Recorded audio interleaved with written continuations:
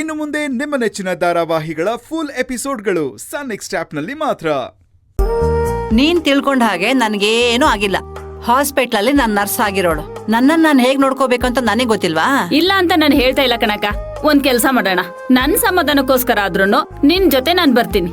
ಹಾಸ್ಪಿಟ್ಲಲ್ಲಿ ಕುತ್ಕೊಂಡು ನೀನೇನ್ ಮಾಡ್ತೀಯಾ? ಮಕ್ಳು ಸ್ಕೂಲಿಂದ ಬರ್ತಾರೆ, ಅವ್ರನ್ನ ನೋಡ್ಕೋ. ನಾನು ಹುಷಾರಾಗಿದ್ದೀನಿ ಅಂತ ನಿಂಗೆ ಹೇಳಿದ್ನಲ್ಲ, ಯೋಚನೆ ಮಾಡ್ಬೇಡ. ನನಗೇನಾರ ಸಹಾಯ ಬೇಕು ಅಂದ್ರೆ ನಿನಗೆ ಫೋನ್ ಮಾಡ್ತೀನಿ, ಆಯ್ತಾ? ಸರಿ, ನೀನು ನನ್ ಮಾತು ಎಲ್ಲಿ ಕೇಳ್ತೀಯ ಹೇಳು. ನಿನ್ ಇಷ್ಟ, ಹೋಗು. ಬೇಜಾರ್ ಮಾಡ್ಕೋಬೇಡ ಕಣೆ. 3 ಗಂಟೆ ಕೆಲ್ಸ ಅಷ್ಟೇನೆ.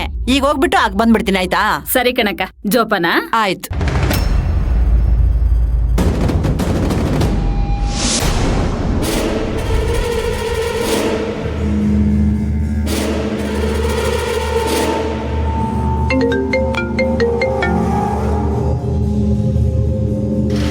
ಅಣ್ಣ, ನೀವು ಹೇಳಿದಂಗ್ಸು ಇಲ್ಲೇ ಹೋಗ್ತಾ ಇದ್ದಾಳೆ. ನನಗ್ ತಿಳಿದಾಗೆ ಅವಳು ಆಸ್ಪತ್ರೆಗೆ ಹೋಗ್ತಿರೋದು. ನೀನ್ ಅವಳನ್ನ ಫಾಲೋ ಮಾಡು.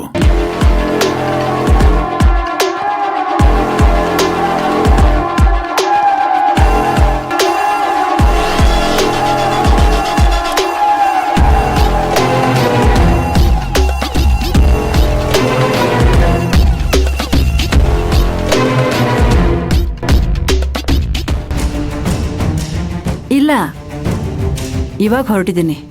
ಇನ್ನೊಂದು 15 ನಿಮಿಷಕ್ಕೆ ಬಂದ್ಬಿಡ್ತೀನಿ.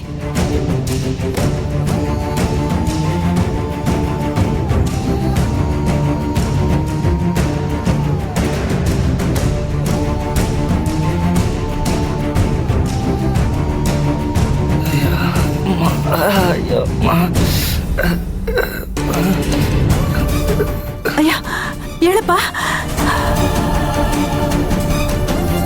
ಅಯ್ಯೋ,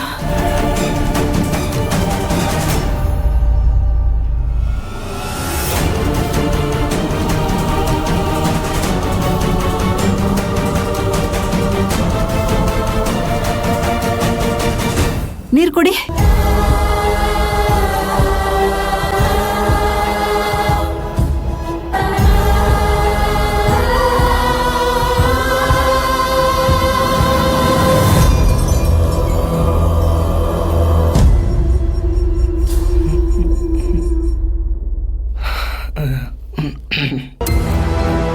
ಆಗಿದೆ.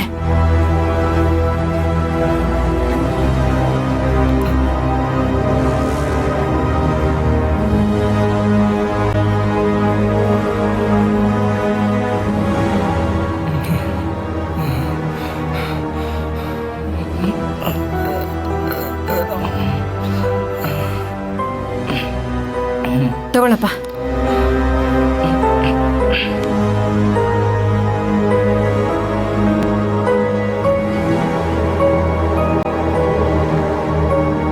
ಅಮ್ಮ, ದೇವರಾಗಿ ಬಂದ್ರಮ್ಮ.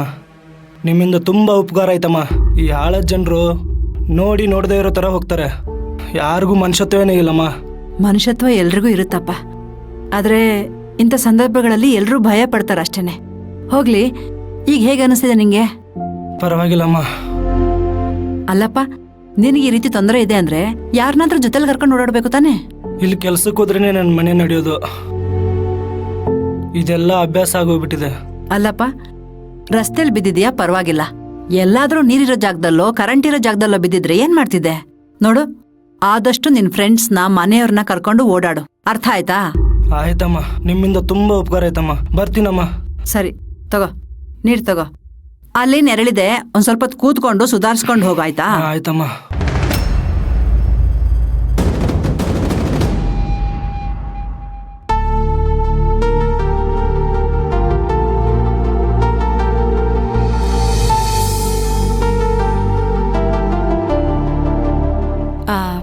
ಡಾಕ್ಟರ್ ಅನುಪಮ ಅವ್ರು ನೋಡ್ಬೇಕಾಗಿತ್ತು. ನಿಮ್ಮ ಹೆಸರು? ಭಾಗ್ಯ.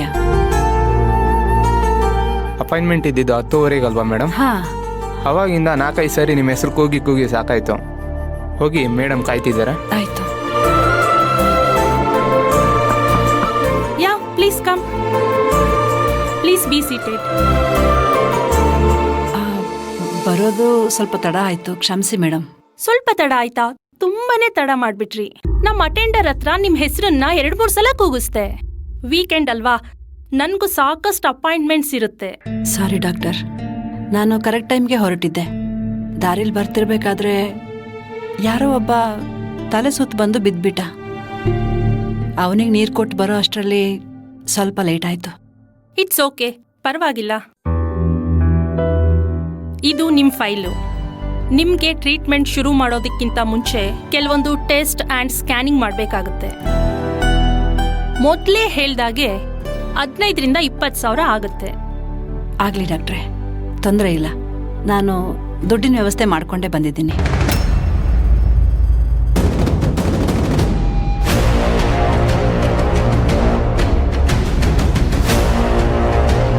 ಅಯ್ಯೋ ದೇವ್ರೆ,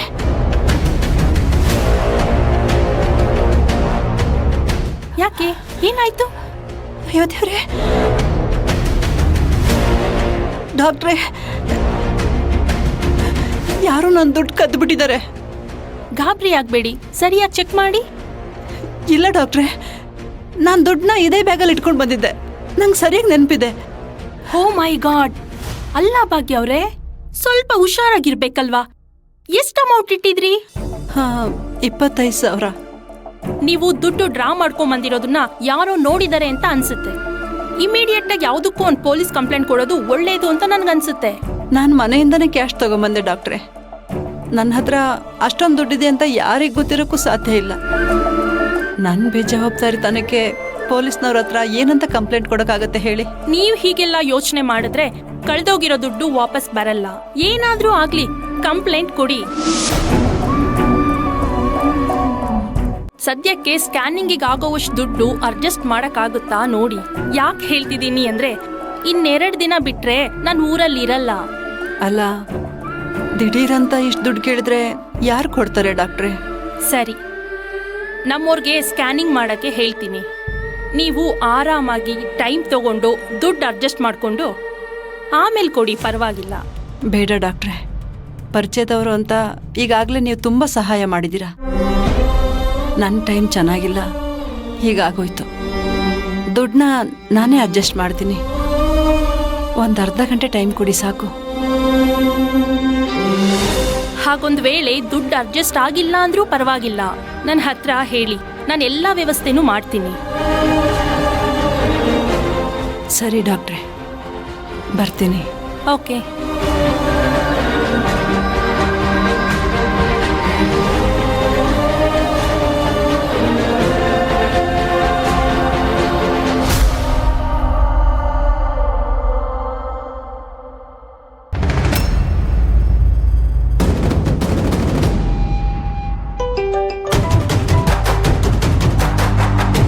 ಹಲೋ ಅಣ್ಣ, ಹೇಳಿ. ಅಯ್ಯಮ್ಮ ಬಂದ್ಲೇನೋ ಆಚೆ? ಹಾ ಅಣ್ಣ, ಇಲ್ಲೇ ಇದ್ದಾಳೆ. ಫುಲ್ ತಲೆ ಕೆಡ್ಸ್ಕೊಂಡಿದ್ದಾಳೆ.